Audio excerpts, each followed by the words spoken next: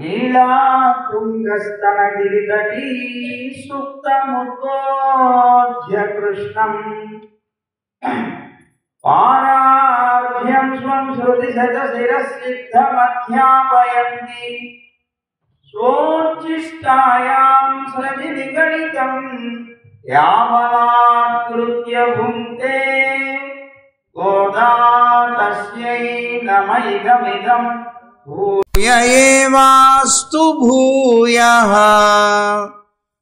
श्रीरंगसिंहगिरिदेशिक पादसेवा प्राप्ताखिल द्रविड वेद रहस्य जातम् श्रीगौतमान्वयजमाश्रित भागधेयं गोपालदेशिकमहं शरणं प्रपद्ये। प्रिय भगवद्बंधुलारा, నిన్నటి రోజున మన అమ్మ తూముని మాడత్తు అంటూ చాలా విశేషమైనటువంటి రీతిలో జీవుడి యొక్క అటు పరమాత్మ యొక్క లక్షణాన్ని చక్కగా వివరించింది. అయితే ఈవేళ లేపబోయేటువంటి ఒక గోపిక ఒక పాఠశాలలో అనేక మంది విద్యార్థులుంటే అందులో ఒకడు సమర్థుడై ఉంటాడు. సహజంగా అనేక మంది విద్యార్థులు ఉన్నా కూడా అందులో ఒక్కడు ఎవడో సమర్థుడై ఉంటాడు. అతను పిల్లలందరికీ కూడా నిర్వాహకుడై ఉంటాడు సహజంగా లోకంలో. ఈవేళ లేపబోయేటువంటి గోపిక కూడా అలాంటిదిట. అందువల్ల ఈ గోపికని పురస్కరించుకొని ఆవిడ్ని ముందు పెట్టుకొని కృష్ణుడి యొక్క అనుగ్రహాన్ని పొందాలి అని ఈ గోపికలందరూ కూడా మన అమ్మ వాళ్ళందరూ అనుకున్నారట. అయితే మరి ఒక చిన్న సందేహం వచ్చింది. పరమాత్మని పొందాలి అంటే నప్పిన్న పిరాటిని కదా ముందు పురుషకార రూపంగా పెట్టుకొని వెళ్ళాల్సింది. మళ్ళీ ఈ గోపికని అంటున్నారేమిటి అని అంటే, పురుషకార స్వరూపిణిగా పెట్టుకునేటువంటిది నప్పిన్న పిరాటినే అయినా ముందు సత్సంగం లాంటిది ఈమెడ అన్నారు ఈ గోపిక. సహజంగా మనం అందరం కూడా పరమాత్మని పొందాలి అంటే మొట్టమొదట మనకు కావాల్సింది సత్సంగం. అందుకే మన పెద్దలు అంటారు, సత్సంగాత్ భవ నిస్పృహో గురుముఖాశ్రీశం ప్రపద్యాత్మవాన్ అని అంటారు. అంటే సత్సంగాత్ భవ నిస్పృహో, మనకి సత్సంగం కనుక ఉన్నట్లయితే భవం అంటే సంసారం ముందు నిస్పృహ కలుగుతుంది, దాని మీద అనాసక్తి అనేటువంటిది కలుగుతుంది. అందుకే మన పెద్దలు అంటారు కదా, ఒక్క క్షణకాలం పాటు సత్సంగం దొరికినా కూడా అతని జన్మ తరిస్తుంది అని. ఎందుకు? సత్సంగం అంటే అర్థం ఏంటి? సత్ అంటే పరమాత్మ అని ఒక అర్థం. సత్ అనేటువంటి పదానికి సత్పురుషులు అని కూడా ఒక అర్థం వస్తుంది. సత్పురుషులు అంటే ఎవరండి? సత్ అనే పరమాత్మకి చెందినటువంటి వారు అంటే వారి భక్తులు అని అర్థం అన్నమాట. కనుక ఇక్కడ సత్పురుషులు అనేటువంటి పదం ఒకటి. సత్ అంటే పరమాత్మ. సత్సంగం కావాలి. సంగం అంటే కూడిక, అంటే వారితో కలయిక, అంటే మీన్స్ వారితో కూర్చొని వారితో మాట్లాడి వారితో సంభాషించి వారు చెప్పేటువంటివి విని, లేదా భగవత్ సంబంధమైనటువంటి సంకీర్తనాదులు మొదలైనటువంటి వారితో కలిసి చేసి మొదలైనటువంటివన్నీ జరగడం కోసం సత్పురుషులతో కలయిక సంఘం. అలాగే సత్ పరమాత్మతో సంఘం. ఈ రెండూ కనుక ఎవరికైతే జీవితంలో కలుగుతాయో అలాంటి వాళ్ళు తప్పనిసరిగా పరమాత్మని పొందుతారు. అయితే ముందే పొందేస్తారా? పొందరు. ముందు సత్సంగం కావాలి, సత్పురుషులతో మనం కలవడం ఉండాలి, ఆ తర్వాత గురువు దగ్గరికి వెళ్ళాలి. సత్సంగంలో ముందు మనకేం తెలుస్తుంది? మనకి అనేక రకాల కష్టాలు ఉంటాయి. ఈ కష్టాలని గురించి ఒకసారి చర్చ జరుగుతుంది. ఇదిగో ఇలా ఉంటుంది జీవితంలో, ఇలా ఉంటుంది అని వాళ్ళ మధ్యలో సంభాషణ జరుగుతుంది. చర్చ జరుగుతుంది. జరిగినప్పుడు ఆ సత్పురుషులని చెప్పబడేటువంటి వాళ్ళు పరమాత్మ తత్వాన్ని గురించి వాళ్ళు బోధిస్తారు. ఇదిగో మనం అంతా కూడాను పొరపాటు చేస్తున్నాం. యథార్థంగా బంధువులు కానటువంటి వాళ్ళందరినీ బంధువులని భావిస్తున్నాం. యథార్థమైనటువంటి బంధువైన పరమాత్మని మాత్రం బంధువుగా మనం గుర్తించట్లేదు కనుక ఇన్ని రకాల కష్టాలు పడుతున్నాం అని వాళ్ళు చెప్తారు. అదే మనం కనుక పరమాత్మని బంధువుగా భావించి ఆ పరమాత్మని పొందే ప్రయత్నం చేస్తే తప్పనిసరిగా మనం ఈ సంసారం అనేటువంటి మహాసాగరం నుంచి దాటిపోగలుగుతాం అని చెప్తారు. అయితే మరి ఎలా పొందాలి? మనం పరమాత్మని పొందాలి. మనం ఈ సంసారం అనేటువంటి మురికి కూపం నుంచి బయటపడాలి.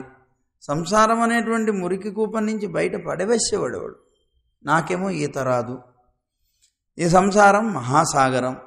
ఈ సాగరంలో ఈత రానటువంటి నేను పడిపోయి మునిగిపోతున్నాను తప్ప దాన్ని ఈదుకుంటూ దాటిపోయేటువంటి స్థితి నా దగ్గర లేదు. అలాంటి సమయంలో నన్ను ఎవడు రక్షించాలి? ఆ ఒడ్డు ఒకటి ఉన్నదని దాన్ని చూపించేవాడు ఎవడు అంటే అప్పుడు సత్సంగాత్ భవ నిస్పృహో.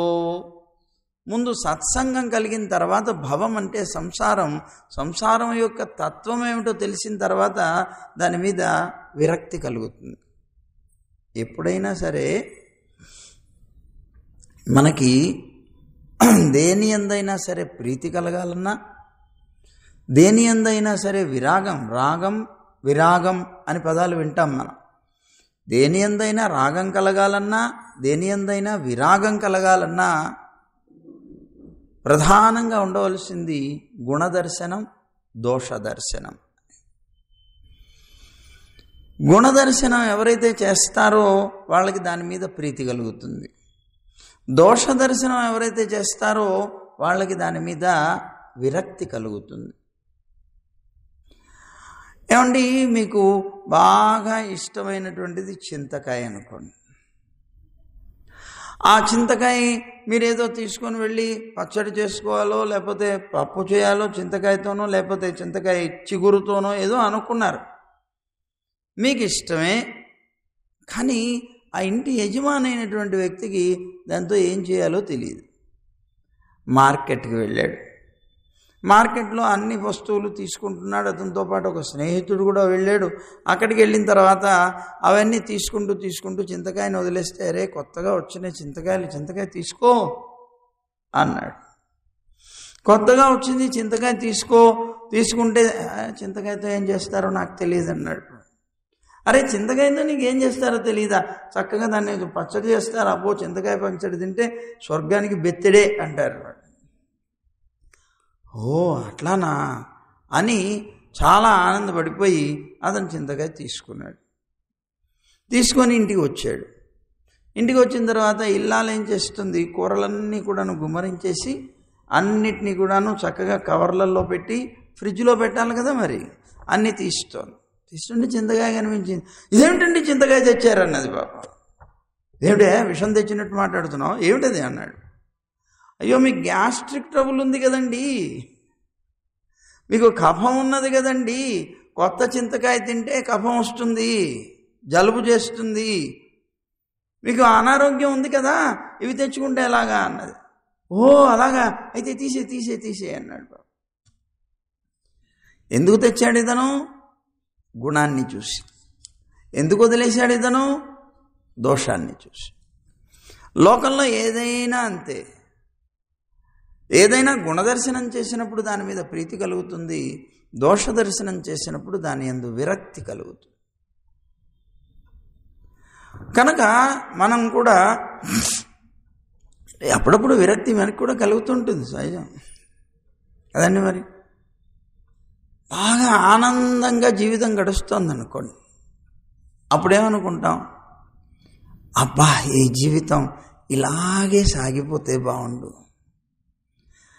మనకి ఎటువంటి పరిస్థితుల్లో ఆయుష్ తక్కువైపోయి ఈ లోకం నుంచి వెళ్ళిపోకుండా ఇలా ఈ వ్యక్తులతోనే జీవితం హాయిగా ఆనందంగా గడిచిపోతే మనకు ఆయుష్ కూడా పెరిగిపోయి ఆనందంగా గడిపితే బాగుండు అనిపిస్తుంది.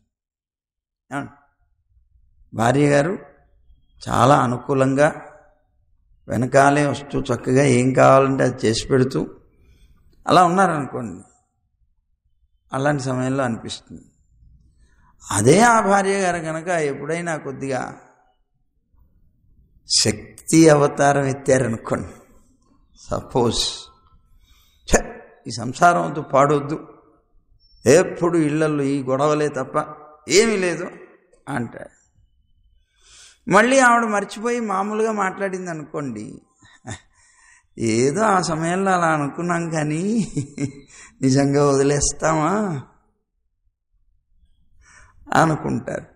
అంటే విరాగం అనేటువంటిది గుణదర్శన, రాగం అనేటువంటిది గుణదర్శనం చేసినప్పుడేమో ఇలా అనుకుంటాం, అదే ఆ దోష దర్శనం చేసినప్పుడు విరాగం కలుగుతుంది. ఛీ, నాకు అవసరం లేదు, ఈ సంసారం అనేది ఇలాంటిదే, చండాలం అనుకుంటూ తిట్టుకుంటారు కొంచెంసేపు. అయిపోయిన తర్వాత మళ్ళీ మామూలు అయిపోతారు.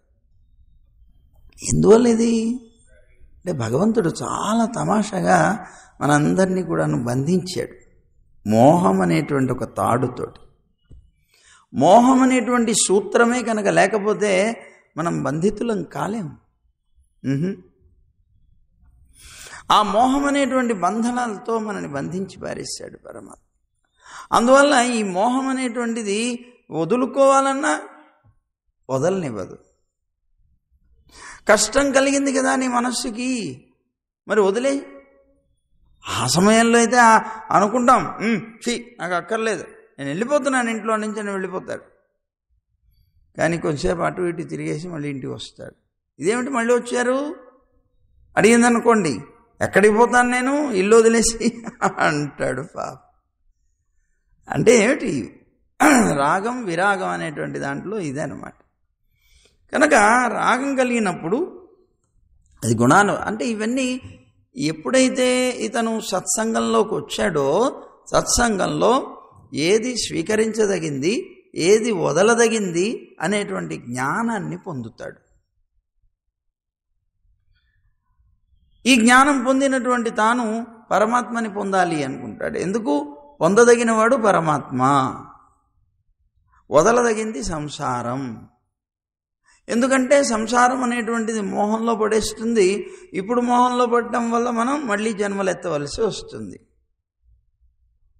ఈ మోహం పడడం వల్ల మళ్ళీ జన్మలెత్తి, మళ్ళీ మోహంలో పడి మళ్ళీ జన్మలెత్తి, ఇలాగ జన్మ పరంపర నిరంతరం కూడా సాగుతూ ఉంటే పునరపి జననం పునరపి మరణం అన్నట్లుగా ఇంక ఎప్పుడు మనం పరమాత్మని పొందేది? కనుక ఈ మోహానికి పులి స్టాప్ పెట్టుకోవాలి. ఈ మోహానికి పులి స్టాప్ పెట్టుకోవాలంటే ఈ సంసారం అనేటువంటి దాంట్లో ఉండేటువంటి దోషాలు తెలుసుకోవాలి. ఈ సంసారమే నాకు ఏదో బావిలో ఉన్నటువంటి కప్ప కనుక ఈ బావే లోకం అంతా అనుకున్నట్లుగా మనం కూడా ఈ సంసారంలో ఉండి ఇదే లోకం అనుకుంటూ జీవనం సాగిస్తున్నారే బాబు, ఈ సంసారం అనేటువంటిది నువ్వు పడిపోయినటువంటి ఒక మురికి గుంట, దీని నుంచి బయటపడాలి, దాన్ని బయట పడితే వచ్చేటువంటి అద్భుతమైనటువంటి సరస్సు పరమాత్మ, అదిగో దాన్ని పొందు అని చెప్పాలి. ఎవరు చెప్పాలి? సత్సంగం చెప్పాలి. ముందు సత్పురుషులైనటువంటి వాళ్ళు కూర్చొని వాళ్ళకి ఆలోచన చేస్తున్నప్పుడు ఏది వదలదగిందో, ఏది స్వీకరించదగిందో అనేటువంటి ఒక జ్ఞానాన్ని కలిగిస్తే, ఆ సత్సంగం ద్వారా కలిగినటువంటి ఈ జ్ఞానంతో అయితే పొందదగినవలసినటువంటి వాడు పరమాత్మ, అయితే పరమాత్మని పొందడానికి కావాల్సిన మార్గం ఏమిటండి అని ఒక సందేహం అనేటువంటిది పుడుతుంది. ఎప్పుడైతే ఈ సందేహం పుట్టిందో దానికి ఎలా తెలుసుకోవాలి, ఎలా పరమాత్మని పొందాలి, నిజమే ఇవన్నీ వదిలేయాల్సినవే, పొందదగిన వాడు పరమాత్మే, ఎలా పొందాలి అనేటువంటి సందేహం కలిగినప్పుడు నాయన నువ్వు ఒక గురువుని ఆశ్రయించు. సత్సంగాత్ భవ నిస్పృహో, సత్సంగం వల్ల భవ అంటే సంసారం మీద నిస్పృహ కలిగింది, విరాగం కలిగింది, కలిగి పరమాత్మ అనేటువంటి వాడిని పొందాలి అనేటువంటి ఒక ఆశ కలిగి, అది ఎలా పొందాలి అన్నప్పుడు గురుముఖాత్, గురువు ద్వారా పరమాత్మని పొందాలి అనేటువంటి జ్ఞానం కలిగింది. అది కూడా సత్సంగంలో కలుగుతుంది. ఆ గురువు ద్వారా కలగాలి అనుకున్నప్పుడు ఆ గురువు దగ్గరికి వెళితే గురుముఖాత్ శ్రీశం ప్రపద్యాత్మవాన్, శ్రీశుడు అంటే నారాయణుడు కదా, ఆ నారాయణుని శరణాగతి చేస్తాడు. కనుక ఈవేళ లేపబోయేటువంటి గోపిక సత్సంగం లాంటిది.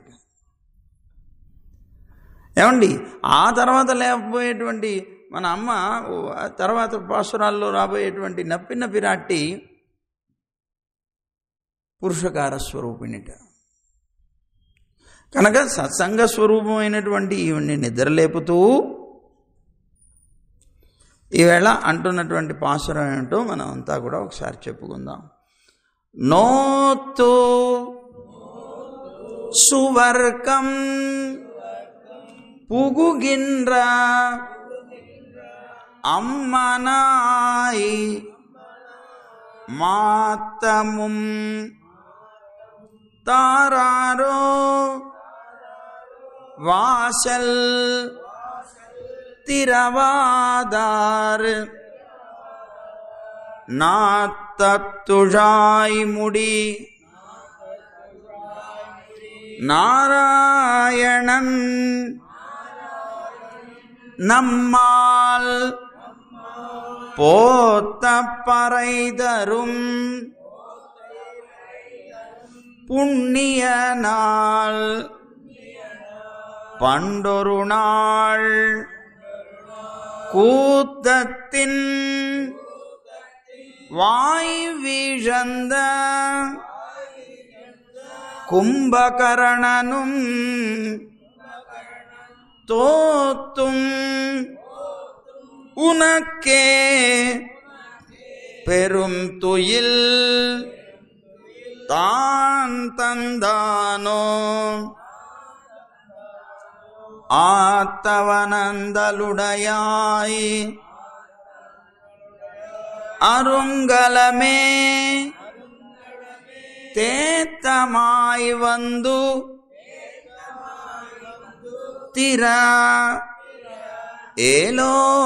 ఏలోరెంబావాయి అని అంటున్నారు. నోత్తుత్సు వర్గం పుగుగిన్న అమ్మనాయి. ఈవేళ నిద్ర లేకపోయేటువంటి గోపిక గొప్ప నోము నోచిందిట. నోము నోచి సువర్గం పుగుగిన్రా, స్వర్గాన్ని ప్రవేశిస్తున్నటువంటి తల్లి అని పిలుస్తున్నారు. ఏమండి, నోము అనేటువంటిది మనకు ఉన్నదా? లేదే. మరి గోపికతో ఇలా అంటున్నారేమిటి? అందులోనూ నోము నోచింది దేనికి? స్వర్గం కోసమా? మరి స్వర్గాన్ని పొందడం మనకు అవసరం లేదే. మరి ఇలాంటి మాటలు ఎందుకు అన్నది అమ్మ అంటే, పరమాత్మ కోసం నోచినటువంటిదిట. స్వర్గము అంటే ఇక్కడ ఈ స్వర్గం కాదు, ఈ పిచ్చి స్వర్గం కాదు, పరమాత్మ యొక్క లోకం, పరమ పదం. అయితే ఇక్కడ నోత్తు సువర్గం పుగుగిన్రా అనేటువంటి దాంట్లో మనం నోము నోచి అన్నారు. వైష్ణవ సంప్రదాయంలో వ్రతము అనేటువంటివి రెండే ఉన్నాయి, ఇతరత్ర వ్రతాలు ఏం లేవు. రెండే రెండు వ్రతాలు, ఒకటి ఏకాదశి వ్రతం, రెండు ధనుర్మాస వ్రతం. ఈ రెండింటినీ మనం తప్పనిసరిగా ఆచరించాలి. అయితే ఇక్కడ నోము నోచింది కొంచెం చూడండి. ఎవరైనా మంచి భర్త దొరికాడు అనుకోండి, ఏమంటారు? క్రితం జన్మలో ఏ బంగారు పువ్వులతో పూజ చేసిందో అంటారు. అలాగే కృష్ణుడు అనేటువంటి వాడు నీకు భర్తగా దొరికాడంటే నువ్వు ఎన్నో రకాలుగా నోములు నోచి ఉండాలి కదా ఆయన్ని భర్తగా పొందడం కోసం. మరి గోపికలందరూ చేయలే? కాత్యాయని వ్రతం అనేటువంటి ఒక వ్రతం చేశారు. అలాగే మన అమ్మ కూడా చేస్తోంది తిరుప్పావై అనేటువంటి వ్రతం. కనుక నువ్వు ఇంతకు ముందే చేసి ఉంటావు. అలాంటి చేయడం వల్ల సాక్షాత్తు కృష్ణుడు నీ దగ్గరకు వచ్చి నీ దగ్గరే ఉన్నాడు అంటున్నారు. నోత్తు సువర్గం పుగుగిన్న, ఇక్కడ స్వర్గం అంటున్నారు. స్వర్గం అంటే ఏమిటి? మనం అనుకునేటువంటి స్వర్గాల్లో కూడా చాలా తేడాలు ఉన్నాయి. ఏమిటి స్వర్గం? మన అందరూ అనుకుంటారు, ఎవరు పోయినా సరే ఏదో స్వర్గానికి వెళ్ళే వాళ్ళందరూ ఇంద్రుడు ఉండేటువంటి స్వర్గానికి వెళ్ళిపోతాడని. కాదు. ఎవరైనా యుద్ధంలో చనిపోయారు అనుకోండి, వీరస్వర్గం పొందాడు అంటారు. వీరస్వర్గం పొందాడు అంటే ఆ వీరస్వర్గం పొందినవాడు కూడా ఇంద్రుడు ఉండేటువంటి స్వర్గానికి వెళ్ళట. మరి ఎక్కడికి పోతాడట? మళ్ళీ ఇంకో స్వర్గం కూడా ఉందా? ఉన్నదిట. అది ఎక్కడుందిట? యమలోకంలోనే ఉంటుందిట. యమలోకంలోనే ఉంటుంది, అదొక డిపార్ట్మెంట్. దాంట్లో ఆ స్వర్గానికి వెళతారట వీరస్వర్గం పొందే వాళ్ళందరూ. మరి ఇంద్రుడు ఉండేటువంటి ఆ స్వర్గానికి వెళ్ళేవాళ్ళు ఎవరు అంటే రాజసూయ యాగం చేసిన వాళ్ళు మాత్రమే వెళతారు.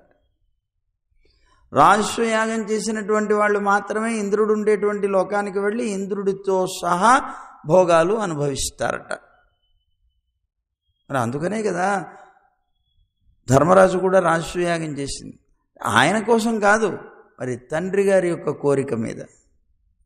ఆ శంతనుడు నారదుణ్ణి పంపిస్తాడు, వెళ్ళవయ్యా, నేను ఇక్కడ ఉండిపోయాను, ఇంద్రుడు ఉండేటువంటి లోకానికి నేను చేరలేకపోయాను, ఆ ఇంద్రుడు ఉండేటువంటి స్వర్గాన్ని నేను పొందాలి, అది పొందాలి అంటే రాజసూయ యాగం చేయాలి, అది నేను చేయలేకపోయాను, కనీసం నా సంతానమైనా సరే ధర్మరాజు అయినా సరే ఆ విధంగా చేస్తే నేను పొందుతాను, కనుక మీరు వెళ్ళి ఒకసారి ఆయనకి చెప్పండి అని నారద మహర్షిని ప్రార్థించట. ప్రార్థిస్తే అప్పుడు నారద మహర్షి వచ్చి ఆ ధర్మరాజుకి చెప్పాడు అనేటువంటిది విషయం తెలుస్తుంది మరి. అప్పుడు ఆ ధర్మరాజు దాన్ని ఎలా చేయాలి అనేటువంటి ఆలోచన కృష్ణుడితో సంప్రదించి రాజసూయాగం చేశాడు. దానివల్ల వంశంలో ఇతను చేశాడు కనుక అతను స్వర్గాన్ని అంటే ఇంద్రుడు ఉండేటువంటి ఇంద్రలోకాన్ని పొందాడు. అలాగా ఇక్కడ స్వర్గం అంటే ఇది కాదు, అది కాదు, పోనీ ఈ స్వర్గం కాదు, పోనీ ఇంద్రుడు ఉండేటువంటి లోకమే అనుకుందాం అనుకున్నా కూడా క్షీణే పుణ్యే మర్చలోకం విశంతి అంటాడు భగవద్గీతలో. ఎవరైనా సరే ఆ స్వర్గాన్ని పొందారు, ఆ స్వర్గాన్ని పొందినటువంటి వాళ్ళు ఎంత మాత్రమైతే వాళ్ళకి పుణ్యం ఉందో అది అనుభవించడానికి దాన్ని పొందుతారు. ఆ పుణ్యం అనేటువంటిది పూర్తయిపోగానే టక్కన మళ్ళీ ఈ లోకంలో పడిపోతారు. అంటే లోకంలో మానవులుగా ఉన్నటువంటి మనకి శరీరం ఉంది, ఇది పాంచభౌతిక శరీరం అంటారు. పంచభూతాలతో కూడుకున్నటువంటి శరీరం. ఈ శరీరం మనం కర్మలు అనుభవించడానికి, ఈ శరీరంతో అనుభవించవలసినటువంటి కర్మలు పూర్తయ్యేంత మటుకు ఈ శరీరంలోనే మనం ఉంటాం. ఈ శరీరంతో అనుభవించవలసిన కర్మలన్నీ పూర్తయిపోయిన తర్వాత ఈ శరీరాన్ని వదిలేస్తాం. కానీ ఈ శరీరం ఎలాంటిది, పంచభూతాత్మకమైంది కనుక ఇది ఒకవేళ కాలిందనుకోండి తగలబడిపోతుంది, నీళ్లలో పడిపోయిందనుకోండి ఉబ్బిపోతుంది. ఈ జీవుడు వదిలేస్తాడు దాన్ని, అంటే ఈ శరీరం నశించిపోతుంది. అలా నశించిపోయేటువంటి శరీరం ఈ లోకంలో మనకున్నది. ఇక్కడ ఈ శరీరాన్ని వదిలేస్తాం, ఈ లోకంలో అనుభవించవలసినటువంటి కర్మలు అయిపోయిన తర్వాత ఈ శరీరాన్ని వదిలేస్తాం. వదిలేసినటువంటి మనం అంటే ఈ ఆత్మ మళ్ళీ ఎక్కడికి వెళుతుంది, ఒకవేళ ఇతనికి ఉండేటువంటి పాప పుణ్యాలు రెండు అనుభవించాలి, అందులో పాపాలు అనుభవించాలనుకోండి నరకానికి వెళుతుంది. ఆ నరకానికి వెళ్ళినప్పుడు ఇతనికి వచ్చే శరీరం ఏమిటి, యాతనా శరీరం అంటారు. ఈ యాతనా శరీరం అనేటువంటి శరీరాన్ని పొంది అక్కడికి వెళతాడు. ఈ యాతనా శరీరంలో ఉండేటువంటి విశేషం ఏంటి, నరకంలో మరి సుఖం ఉండదు, అంతా దుఃఖమే. మరి ఇప్పుడు స్వర్గం ఉంటుందన్నారు కదండి, అది వేరే. నరకం అనేది శిక్షలు అనుభవించేటువంటిది వేరు. అక్కడ మాత్రం తప్పనిసరిగా యాతనా శరీరంతోనే ఉంటాడు. ఈ యాతనా శరీరం ఏంటి, పూర్తిగా యాతనలే కలిగిస్తుంది. అలా అని నశించిపోదు, ఇది తీసుకొని వెళ్ళి నిప్పుల్లో పడేస్తాడు. ఆ నిప్పులకి దహింపబడుతూ ఉంటుంది శరీరం. విపరీతంగా ఎగిరి గంతులు వేస్తుంటాడు, పెద్దగా కేకలు పెడుతుంటాడు, ఏడుస్తుంటాడు, కానీ శరీరం మాత్రం తగలబడదు. దానివల్ల వచ్చేటువంటి దుఃఖం మాత్రమే తెలుస్తుంది, నశించిపోదు. అలా శిక్షలన్నీ అనుభవిస్తాడు. దీనికి యాతనా శరీరం అని పేరు. మరి స్వర్గానికి వెళ్ళాడు, స్వర్గానికి వెళితే అక్కడంతా కూడాను భోగరూపమైనటువంటి శరీరం వస్తుంది. భోగ శరీరాలు అంటారు వాడు. కనుక ఆ శరీరానికి దుఃఖం తెలియదు, భోగమే తెలుసు. ఈ శరీరానికి సుఖం తెలియదు, దుఃఖమే తెలుసు. కనుక అలాంటి శరీరాలు పొందుతాడు. కానీ మనం పొందిన ఈ శరీరం సుఖం దుఃఖం రెండూ తెలుసు, కానీ ఇది నశించిపోతుంది. కానీ అవి నశించవు. ఆ శరీరం వాడు ఉన్నంతకాలం ఆ శరీరం ఉంటుంది. ఎన్ని రకాలుగా దాన్ని తగలబెట్టినా కూడా తగలబడదు. దుఃఖం మాత్రం తెలుస్తుంది. అలాగే స్వర్గంలో ఉన్నటువంటి వ్యక్తికి ఆ శరీరం ఉంటుంది, భోగ శరీరం. దాంతో భోగాలు అనుభవిస్తూ ఉంటాడు. ఆ అనుభవించేంతకాలం ఆ శరీరంలో పడి ఉంటాడు. ఎప్పుడైతే ఇతనికి ఉండేటువంటి పుణ్యాలని బట్టి ఇందులో పడేస్తారు. ఆ పుణ్యాలు పూర్తయిపోయినాయి అనుకోండి, వెంటనే తోసి పారేస్తారట. క్షీణే పుణ్యే మర్త్యలోకం విశంతి అని, మానవలోకానికి తోసి పారేస్తారట. అయ్యి బాబు, ఇంతకాలం నుంచి ఉన్నాను కదా, నీకు నేను స్నేహితుడిని కదా, కొద్దిగా ఉంచవయ్యా అని ప్రార్థించినా కూడా నువ్వు నాకు స్నేహితుడు వెంటి పొమ్మంటారట. తోసి పారేస్తారు. నీకు పుణ్యం అయిపోయింది, బ్యాలెన్స్ లేదు, వెళ్ళిపోమని తోసేస్తారు. మళ్ళీ ఎక్కడ పడతాడ? మానవలోకానికి వస్తాడ. మర్త్యలోకం విశంతి, మానవలోకానికి తోసేస్తారు. అంటే ఇప్పుడు అర్థం ఏంటి? స్వర్గం అనేటువంటిది మనకి ఈ లోకంలో ఎలాగైతే ఉన్నామో అదే అక్కడ కొద్దిగా ఎక్కువ సుఖాలని అనుభవించేటువంటి రీతిలో బతుకుతాం. అందువల్ల మనకి స్వర్గం కూడా అవసరం లేదు. మరి ప్రపన్నులైనటువంటి వీళ్ళకి స్వర్గంతో సంబంధం ఏంటి? మరి ఇక్కడ సువర్గం పుగుగిన్న, స్వర్గాన్ని ప్రవేశిస్తున్నటువంటి తల్లి అన్నారు. అంటే స్వర్గం అంటే ఇక్కడ అది కాదు అర్థం. మనకు కావాల్సిందేంటి? పరమాత్మ. ఆ పరమాత్మ ఉండేటువంటి స్థానం. అసలు ఈ స్వర్గమే కాదు, బ్రహ్మలోకం కూడా స్థిరమైనటువంటిది కాదు. అందుకే భగవద్గీతలో చాలా స్పష్టంగా చెప్పాడు ఈ మాటని. ఆ బ్రహ్మభువనాలోకాహ పునరావృత్తినో అర్జున. బ్రహ్మలోక పర్యంతము ఏ లోకానికి నువ్వు వెళ్ళినా మళ్ళీ తిరిగి ఈ లోకంలో పుట్టవలసిందే, తప్పనిసరిగా రావాల్సిందే. అంటే మళ్ళీ నీకు జన్మకి కారణమయ్యేటువంటివే అవన్నీ.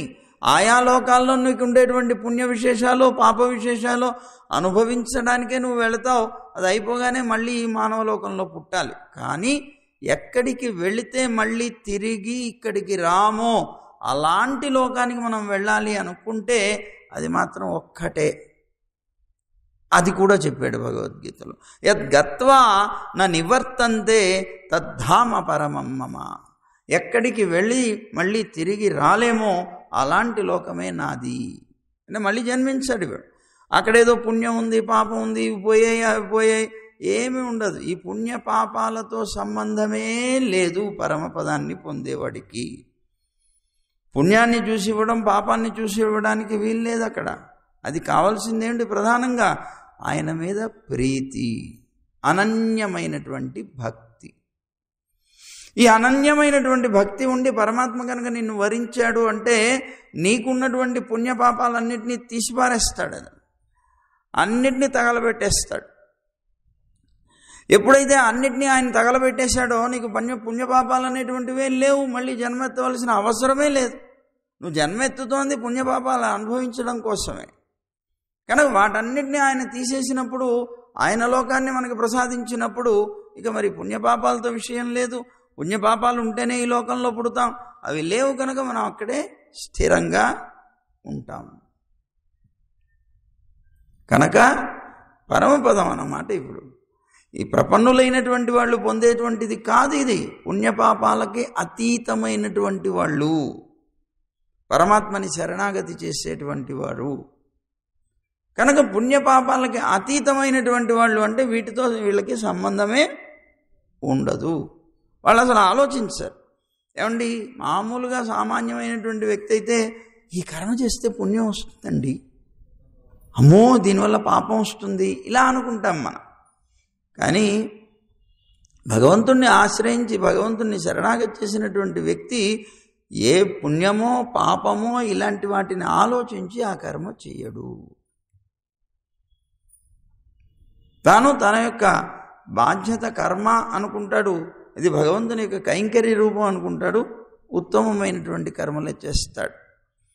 పాపమని ఆలోచించడం అంటున్నాడు కదండి, మరి పాపకర్మ చేసేస్తే అంటే ఇక్కడ పాపమని తాను ఆలోచించడు అని అంటే పాపకర్మ చేస్తాడని కాదు. పరమాత్మని ఆశ్రయించిన వాడు ఎప్పుడు తొందరపడి పాపకర్మ చేయడు. ఒకవేళ ప్రారబ్ధవశం చేత అతను కనుక పాపకర్మ చేసేటువంటి ప్రయత్నం జరుగుతున్నా పరమాత్మ స్వయంగా తాను వాటి నుంచి తప్పిస్తాను అని శ్రీమద్భాగవతం ఏకాదశ స్కందంలో చెప్తాడు. నన్ను ఎవరైతే పరిపూర్ణంగా శరణాగతి చేస్తాడో అతను ఏ కారణం చేతనైనా సరే, పొరపాటునైనా సరే అతను కనుక చెడు మార్గంలో వెళుతూ ఉంటే అతన్ని నేనే బాగు చేస్తాను, నేనే ఆ మార్గం నుంచి అడ్డుకొని మళ్ళీ నా మార్గంలోకి తెస్తాను. అలాంటి స్థితి ప్రపన్నుడైనటువంటి వాడికి, అంటే పరమాత్మని శరణాగతి చేసిన. మరి గోపికలందరూ పరమాత్మని శరణాగతి చేసి బతుకుంటున్న వాళ్ళే. అందువల్ల వాళ్ళు పొందేటువంటిది ఈ స్వర్గాదులు ఉండవు. ఈ స్వర్గం పుణ్యంతో సంబంధమైంది. స్వర్గం అంటే ఇక్కడ అర్థం ఆనందము అన, పరమానందము. ఆ పరమానందం ఎక్కడ పొందుతారు? పరమానంద స్వరూపుడైనటువంటి వాడి దగ్గరే పొందుతారు. మిగిలినటువంటి స్వర్గం, బ్రహ్మలోకం మొదలైనటువంటి వాటిలో పరమానంద స్వరూపులు కాదు వాళ్ళు కూడా బద్ధజీవులే. వాళ్ళకు కూడా ఈ మన సత్వగుణం, రజోగుణం, తమో గుణాలతో సంబంధం ఉన్నటువంటి వ్యక్తులే, ప్రకృతి మండలంలో ఉన్నవాళ్లే. కనుక పరమానందం అంటే అర్థం ఏంటి? రజోగుణ తమో గుణాలు కలవనటువంటి స్థితి. అది కలిగినటువంటి వ్యక్తి ఒకే ఒక్కడు శ్రీమన్నారాయణుడు. వారు ఆనందస్వరం. అందుకనే ఆనందో బ్రహ్మ అని సాక్షాత్తు పరమాత్మ యొక్క స్వరూపాన్ని చెప్పేటువంటి వేదం ఆయన ఆనందస్వరూపుడు అని చెప్పింది. మనం మామూలుగా కృష్ణ కృష్ణ కృష్ణుడు కృష్ణుడు అంటున్నాం కదా. ఏమిటి కృష్ణ అంటే శబ్దానికి అర్థం ఏమిటి? కృ అంటే నిరతిశయమైన,ష్ణ అంటే ఆనందము, నిరతిశయమైనటువంటి ఆనందము, నిరతిశయమైన ఆనంద స్వరూపుడు పరమాత్మ. కనుక అలాంటి ఆనంద స్వరూపుడైనటువంటి పరమాత్మని పొందుతున్నది. నోత్తు అంటే ఏంటి? నోచింది, పొందింది, ఫలం పొందారంటే అర్థం ఏంటి? కృతకృత్యాః ప్రతీక్షంతే మృత్యుం ప్రియమివాతిథిం అని. కృతకృత్యులైనటువంటి వాళ్ళుట మృత్యువును కూడా ప్రియమైనటువంటి అతిథిలాగా ఆహ్వానిస్తారు. కృతకృత్యులు అంటే ఏంటి? చేయవలసినటువంటివేమీ లేనివారు, అన్నీ చేసేసిన వారు. ఇంకా నాకేం బాధ్యతలు లేవండి, ఏ బాధ్యతలు నాకు లేవు అనుకుంటూ బతికేవారు. ఎందుకు? అన్నీ అయిపోయాయి.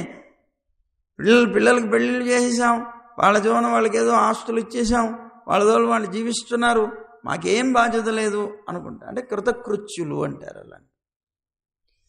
అందువల్ల ఈ లోకంలో తాము చేయవలసినటువంటిది ఏమీ లేదు అనుకునేటువంటి వాళ్ళు కృతకృత్యులు. కానీ సహజంగా మనకి మాత్రం ఏం చేయడానికి ఏమీ లేదు, అంతా అయిపోయింది అనుకున్న పూర్వంలో అయితే కొంతమంది అంటూ ఉంటారు, మేము పెళ్ళయి పిల్లలు కానీ చిన్న పిల్లలుగా వాళ్ళు ఉన్న రోజుల్లోనే హాయిగా ఉన్నామండి, పెద్ద అయిపోయిన తర్వాత బాధ్యతలు ఎక్కువైపోయాయండి అంటుంటారు. ఏమిటండి పెద్ద అయిన తర్వాత బాధ్యతలు ఏమున్నాయి? అన్నీ అయిపోయాయి కదా, వాళ్ళకి పెళ్ళిళ్ళు చేసేసారు కదా, అసలు బాధ్యత అంతా ఇప్పుడే వచ్చి పడిందండి. ఎందుకండి అంటే నా పిల్ల నా అల్లుడు ఇద్దరూ కూడా ఉద్యోగాలకు వెళ్ళిపోతారు, వాళ్ళ సంతానం చూసుకునే బాధ్యత మాదే పట్టిందండి. మేము అసలు పూర్తిగా ఇప్పుడు బంధితులం అయిపోయామండి, కారాగారంలో బంధించినట్టు అయిపోయింది మా జీవితం. యథార్థంగా వాళ్ళు బాగున్న రోజుల్లోనేమో భగవంతుని తలవండర్రా అంటే వృద్ధాప్యంలో అన్నారు.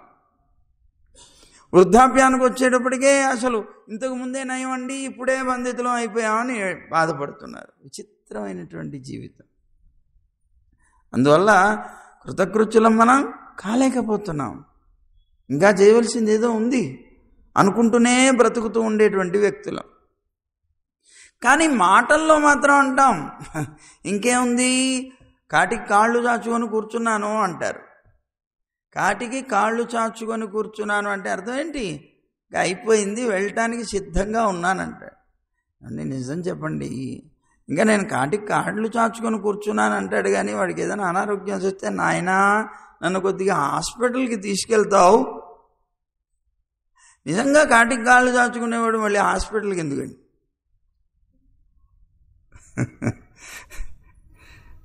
మనకి ఒక ఇది చెప్తుండేవారు, ఒకతను ఎవరో చాలా విరక్తి కలిగి ఇంట్లో వాళ్ళ గొడవలను భరించలేక నేను ఆత్మహత్య చేసుకుంటున్నాను అన్నట్ట అని ఇంట్లో అనౌన్స్ చేసేసాడు. నేను ఆత్మహత్య చేసుకుంటున్నాను, రైలు కింద పడి చచ్చిపోతాను నేను అన్నట్టు. రైలు కింద పడి చచ్చిపోతాను, ఇప్పుడు టైం కూడా అయిపోతుంది, 10ంటికి కరెక్ట్గా రైలు వస్తుందట, రైలు కింద పడి చచ్చిపోతానని చెప్పి ఇంట్లో కూడా భార్యకి చెప్పేశాడు, అందరికీ చెప్పేశాడు. సరే బయలుదేరాలి. బయలుదేరుతూ వెంటనే అన్నట్ట భార్యతోటి, నాకు క్యారేజ్ కట్టి అన్నాడు. అదేంటి చస్తా అన్నావు కదా భయ్యా, ఇంకా నీ క్యారేజ్ ఎందుకు, ఒకవేళ ట్రైన్ లేట్ అయితే, ట్రైన్ లేట్ అయితే తినడానికి అన్నట్టు. చచ్చేవాడికి ఇంకా ఇవన్నీ ఎందుకు. అలాగా మనం చిట్ట చివరి సమయం దాకా కూడా మనలో కోరికలు అనేటువంటివి సావు.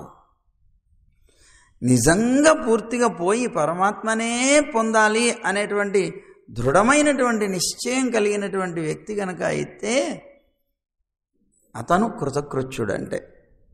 మన అమ్మ గోపిక, ఈ లోపల లేపబోయేటువంటి గోపిక అలాంటిదే కదా మరి. అందుకని అంటున్నారట, నోత్తు సువర్గం పుగుగిన్ర అమ్మనాయి. పరమాత్మ గురించి నోచావు అంటే శరణాగతురాలవయ్యావు, ఆ పరమాత్మని అనుభవిస్తున్నావు, ఆ ఆనందం అని చెప్పబడేటువంటి ఆ పరమాత్మని నిరంతరం కూడా తలుస్తూ ఆ పరమానందాన్ని పొందుతున్నావు అని అర్థం అన్నమాట. అందువల్ల పొగుగిన్రా అమ్మనాయ్, అలా ఆనందాన్ని పరిపూర్ణంగా లభిస్తున్నటువంటి ఓ పిల్ల, మా అత్త ముంతారారో. వచ్చి గట్టిగా వీళ్ళు కేకలు వేస్తున్నా ఆవిడ లోపల నుంచి సమాధానం చెప్పడం లేదు.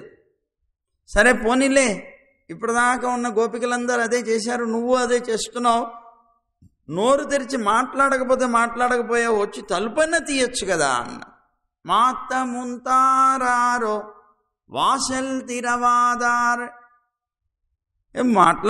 మాట్లాడకపోయావు కానీ వచ్చి తలుపు తీయచ్చు కదా. అంటే అనుభవిస్తున్నటువంటి ఆనందం మామూలుది కాదు. మనకు ఉపనిషత్తు చెప్తున్నటువంటి ఆనందం అది.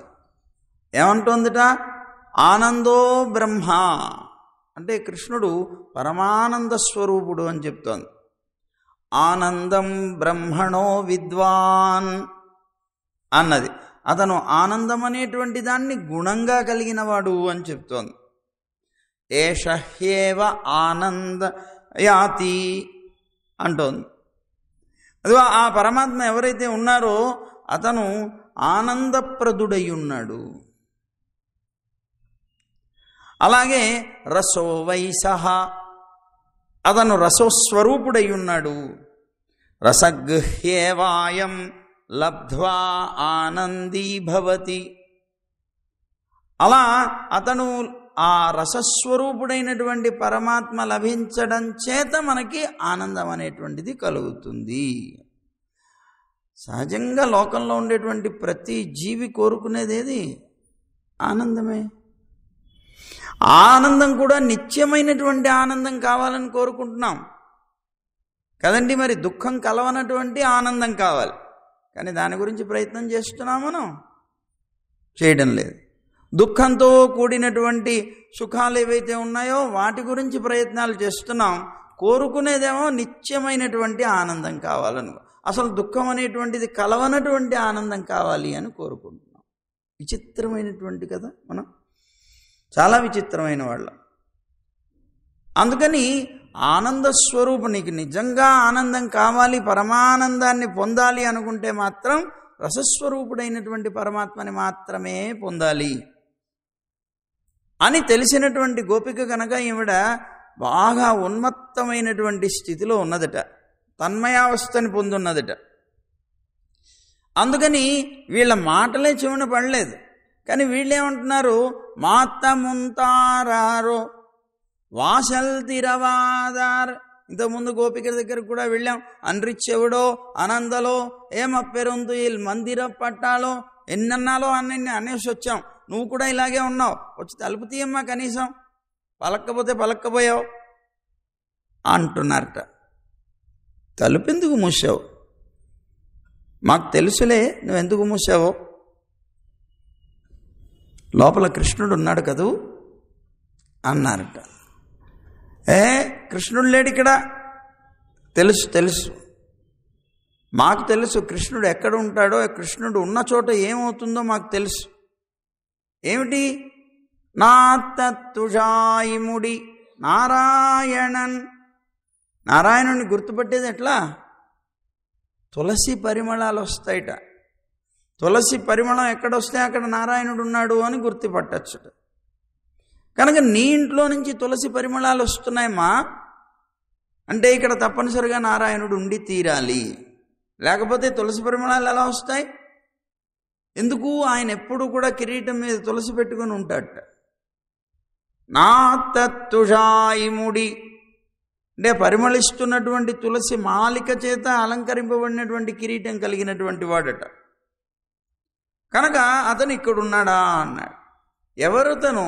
నారాయణన్, అంతటా వ్యాపించగలిగేటువంటి శక్తి కలవాడు. లోకంలో అంతటా వ్యాపించగలిగినటువంటి వాడు ఒక్కడే, నారాయణుడు ఒక్కడే. అంతర్బహిశ్చ తత్సర్వం వ్యాప్య నారాయణ స్థితః. లోపల బయట అంతటా కూడాను పరమాత్మ నారాయణుడు మాత్రమే వ్యాపించి ఉంటారు. అందుకనే పరమాత్మ భగవద్గీతలో కూడా తాను చెప్పుకున్నాడు, మయా తతమిదం సర్వం జగత్ అవ్యక్తమూర్తినా. కనిపించని రూపంతో నా చేతనే ఈ జగత్తంతా కూడా వ్యాపింపబడి ఉన్నది అంట. కనుక అలా వ్యాపించి ఉండగలిగేటువంటి తత్వం, అందుకే ఆయనకి విష్ణు అని పేరు. విష్ణు అంటే వ్యాపించువాడు అని అర్థం. అలాగా ఆయన ఎవరైతే ఉన్నారో ఆ నారాయణుడు ఇక్కడ ఉన్నాడని తెలుసు. అమ్మా నువ్వు అందుకనే సువర్గం పుగుగిన్రా అని చెప్తోంది. సాక్షాత్తు ఆనంద స్వరూపుడైనటువంటి పరమాత్మని పొందావని మాకు తెలుసు. అదిగో ఆ నారాయణుడి దగ్గరికి మనం అంతా కూడా వెళ్దాం అనుకుంది. నమ్మాళ్పోత పరైదరు, మనకు కావలసినటువంటి మన చేత స్తోత్రం చేయబడినటువంటి వాడివై ఆయన పురుషార్థం అనేటువంటిది ఇస్తా అన్నాడు. పరై అంటున్నారు, ముందు నుంచి వస్తుంది ఈ పరై శబ్దం. పరై పరై పరై అంటే వాయిద్యం అనే మన భావన. ఎందుకు? అమ్మ అదే కదా కోరుతుంది, మరి వ్రతానికి కావలసినటువంటివి ఏవైతే ఉన్నాయో కోరుతుంది కనుక ఆ పరై పరై అనేటువంటి వ్రత ఉపకరణం అన్నమాట, దాన్ని చెప్తుంది అను. అది ఆయనే ఇవ్వాలి మనకి. అందువల్ల ఆయనే ఇస్తాడమ్మా. పుణ్యనాల్ పండొరునాళ్, అతను ధర్మాత్ముడైనటువంటి వాడు. నిన్న రాత్రి మనకి చెప్పాడు, తెల్లవారిన తర్వాత మీరు రండరా మీకు ఇస్తాను. కనుక అతను ధర్మాత్ముడు.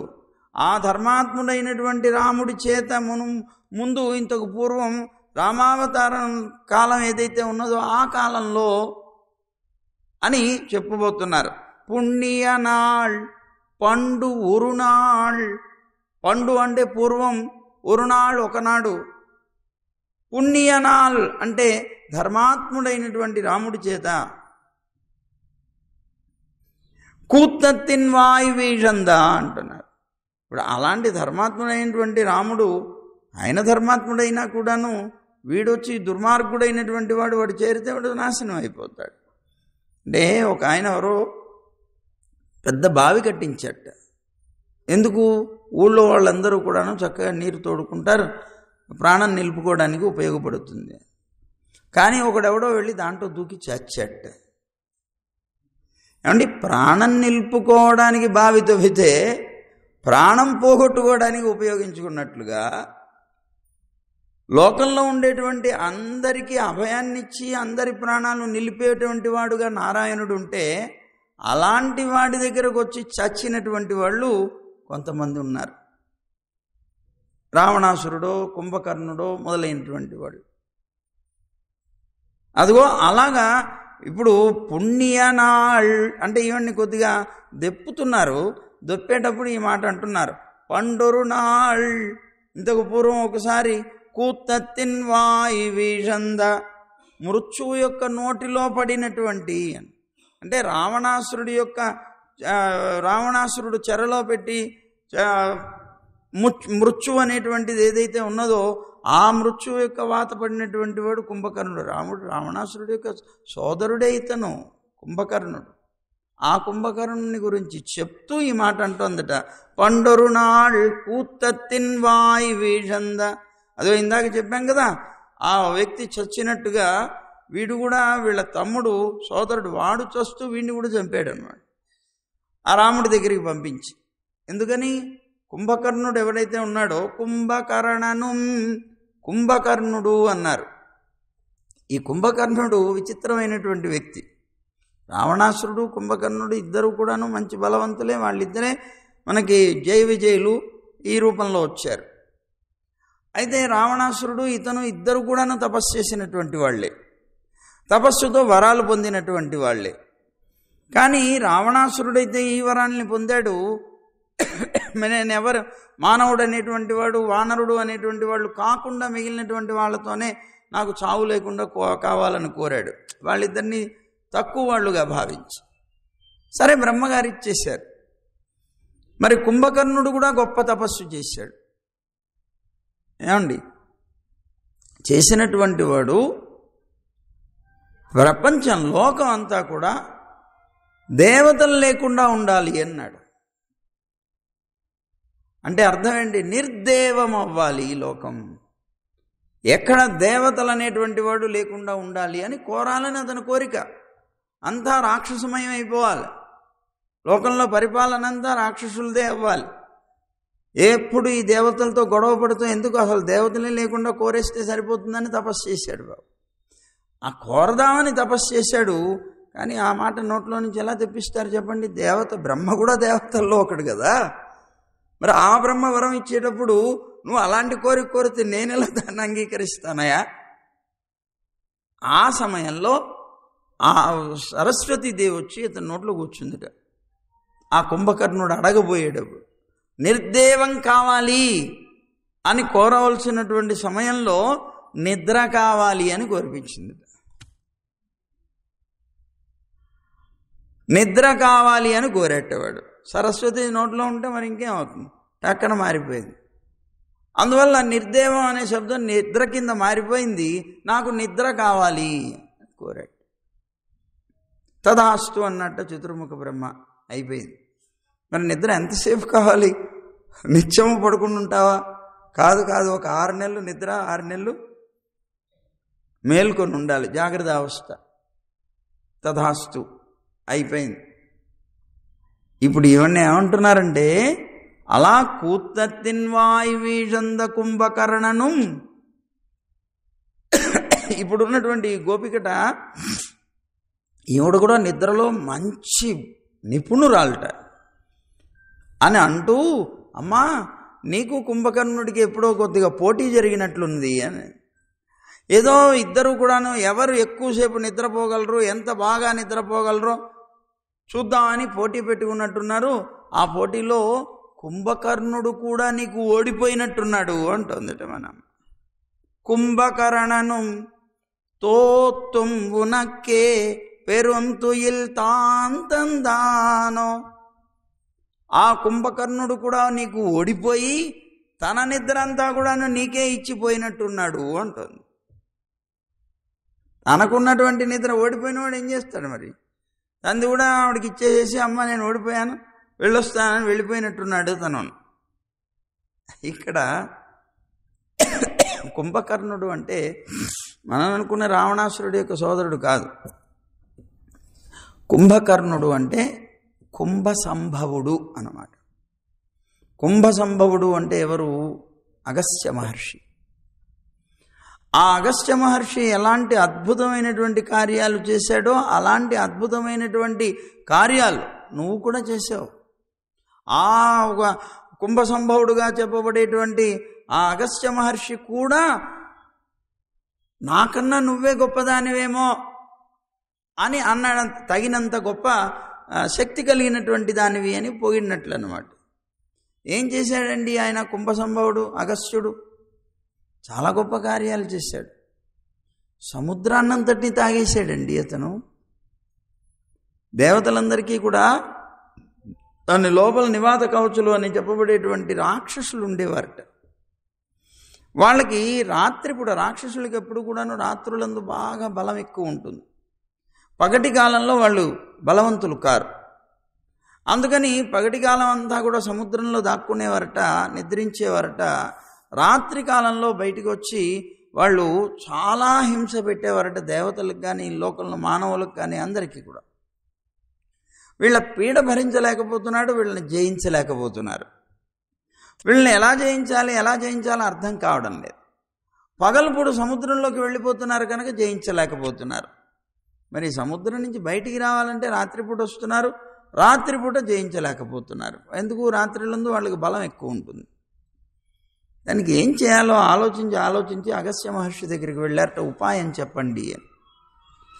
అంటే అగస్త్య మహర్షి అన్నట్ట, మీకేం పర్వాలేదు, కంగారు పడకండి, మీకు పగలుపూట వాళ్ళు బయటపడితే చంపేయడానికి మీకు చాలా సులువు కదా, కనుక ఆ ఉన్న సముద్రపు నీరంతటినీ కూడా నేను తాగేస్తానన్నట్టు. అయ్యో, సముద్రం నీరంతా తాగేస్తాను అన్నారట. అని అలా వెళ్ళిపోయి సముద్రం దగ్గరికి వెళ్ళి సముద్రపు నీరంతటినీ కూడా తాగేశారట. అప్పుడు వీళ్ళు బయటపడ్డారు. వీళ్ళు బయటపడితే అప్పుడు చంపేశారు. మరి సముద్రపు నీరంతా తాగేశారు కదండి, ఈ తాగేసిన నీరంతా కూడా నువ్వు మళ్ళీ కక్కేశారా అంటే కక్కలేదట, మరి అరిగిపోయింది అది. అగస్త్య మహర్షి చాలా గొప్పవారు. ఇప్పుడు వాతాపి జీర్ణం అంటుంటారు పొట్ల మీద, అలా అలా అలా అలా రుద్ది జీర్ణం వాతాపి జీర్ణం. ఈ మాట అన్నది ఎవరు? అగస్త్య మహర్షి. అగస్త్య మహర్షి దగ్గరికి వాతాపి, ఇల్వలుడు అని చెప్పబడేటువంటి ఇద్దరు రాక్షసులు, వాళ్ళు వనాల్లో నివసిస్తున్నారు. అక్కడ ఉండేటువంటి బ్రాహ్మణ మహానుభావులైనటువంటి ఋషిపుంగవులు ఎవరైతే ఉన్నారో వాళ్ళందరినీ కూడాను తినేయాలి, వాళ్ళని ఆహారంగా తీసుకోవాలని వీళ్ళ కోరిక. మరి వాళ్ళు ఋషులు శపిస్తారేమో భయం. అందుకని వాళ్ళు చాలా నాటకీయంగా ఒక విధానం పెట్టుకున్నారట వాళ్ళని తినడానికి. ఏమిటిటా అంటే, ఇద్దరు కూడాను బ్రాహ్మణ వేషాలు వేసుకునేవారు. బ్రాహ్మణ వేషాలు వేసుకొని ఒకడు ఈ ఇల్వలుడు అని చెప్పబడేటువంటి వాడు వెళ్ళి బ్రాహ్మణుల్ని ప్రార్థించేవాట. మహానుభావ, ఇవాళ మా ఇంట్లో తిరువజ్జయనం, తద్దినం అంటారు కదా, ఆ తిరువజ్జయన కార్యక్రమం ఉంది, దానికి భోక్తగా రండి అని పిలిచేవాడు. పిలిస్తే పాపం అమాయకులైనటువంటి ఈ ఋషులు అలాగే వస్తామని చెప్పి వాళ్ళ ఇంటికి వచ్చేవారు. వచ్చేటప్పటికే ఇల్వలుడు ఏం చేసేవాట, ఈ వాతాపి అనేటువంటి వాడిని చంపేసి వాడిని వండేసేవాట. వండేసి వాడి మాంసాన్ని ఈ వీళ్ళకి పెట్టేవాడు. మహానుభావులు వీళ్ళకి తెలియదు, భోక్తగా పిలిచాడు, నిమంతా వచ్చినటువంటి విధానంలో కూర్చున్నారు, చక్కగా తీసుకుంటున్నారు. మొత్తం అయిపోయిన తర్వాత లోపలికి వెళ్ళిపోయాడు వాడు. వెళ్ళిపోయిన తర్వాత ఈ ఇల్వలుడు పిలిచేవాట, వాతాపి అని పిలిచేవాడు. పిలవగానే టక్కన ఆ వాతాపి అనేటువంటి వాడికి వరమున్నది, మళ్ళీ చనిపోడు అనేటువంటిది ఇలా టప్పన పొట్ట చీల్చుకొని బయటికి వచ్చేసేవాట వాడు. ఎప్పుడైతే పొట్ట చీల్చుకొని బయటకు వచ్చాడో ఈ బ్రాహ్మణుడు చనిపోతాడు కదా, మరి ఆ బ్రాహ్మణుని వీళ్ళు వండుకొని తినేసేవారు. అలా బ్రాహ్మణుల యొక్క సంఖ్య అంతా తగ్గిపోతుంది వనాల్లో.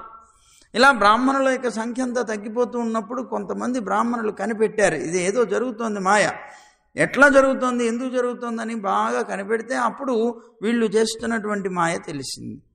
అమ్మ బాబాయ్, వీళ్ళు అందరినీ కూడా చంపేస్తున్నారు, తినేస్తున్నారు, వీళ్ళ నుంచి ఎవరు రక్షించాలి అని అనుకుని వెంటనే వీళ్ళందరూ అగస్త్య మహర్షి దగ్గరికి వెళ్ళారు. ఎందుకంటే అగస్త్యుడు చాలా ప్రసిద్ధుడు, చాలా అద్భుతమైనటువంటి శక్తి సంపన్నుడు. ఆయన దగ్గరికి వెళ్ళారు. ఆయన దగ్గరికి వెళ్ళి ప్రార్థించారట. ప్రార్థించినప్పుడు అగస్త్యుడు అన్నట్ట, మీకేం పర్వాలేదు, కంగారు పడకండి, మీ దగ్గరికి మీ ఇళ్లలో ఎవరికైనా సరే భోక్తగా రమ్మని వస్తే భోక్త అనేవాడు బాగా తినాలి, తినేవాడినే భోక్తగా పెట్టాలి. 4 ఏదో పిట్ట మెతుకులు తినేవాడు భోక్త పనికిరాడు.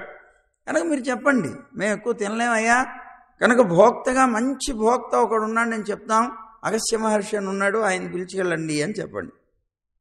వాళ్ళు నా దగ్గరకు వస్తారు, నేను చూసుకుంటానన్నాడు. సరే, ఇల్వలుడు వచ్చాడు, వాతాపి ఇల్వలుడు వాళ్ళు వస్తే, ఆయన నీకు భోక్తగా కావాలంటే ఆయన బాగా తినగలడు కనుక ఆయన్ని పెట్టుకోండి అన్నాడు. ఓహో అలాగా అన్నారు. వాళ్ళు వెళ్ళారు, అగస్త్య మహర్షిని ప్రార్థించారు. చాలా సంతోషం నాయన, నేను వస్తానన్నాడు. సరే వచ్చారు. ఎప్పుడూలాగానే ఆ వాతాపిని వండేసేసి వాడి మాంసం పెట్టేశారు. ఈయన కూర్చున్నారు. మామూలుగా ఆహారం మరి భోక్త కదా, ఆహారం తినేశాడు. మొత్తం తినేసిన తర్వాత అప్పుడు ఇల్వలుడు వాతాపి వాతాపి అని, ఇంకెక్కడ వాతాపి, జీర్ణం జీర్ణం వాతాపి జీర్ణం అన్నట్టు ఆయన ఒకసారి లోపల జీర్ణం అయిపోయాడు, బయటికి రాలేదు. అందుకే పిల్లలకి సాపాటు పెట్టేటప్పుడు తల్లులు కూడాను జీర్ణం జీర్ణం అని పొట్ట మీద రుద్దుతారు, వాతాపి జీర్ణం అని. వాడు తిన్నది అన్నం ముద్దే, వాతాపిని తినలేదు. కానీ అది అలా అంటే టక్కన అరిగిపోయింది కనుక, వాడి పొట్టలో వాతాపి అరిగిపోయాడు కనుక అలా అంటుంటారు.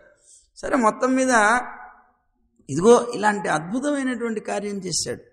ఈ కార్యం చేసినటువంటి వ్యక్తి వాళ్ళని చంపగలిగినటువంటి శక్తి కలిగిన వాడు. మరి నీరంతా తాగేశాడు కండి, మరి వాతాపిని జీర్ణం చేసేసాడంటే నీరు కూడా జీర్ణం అయిపోతుంది ఆయన కడుపులో.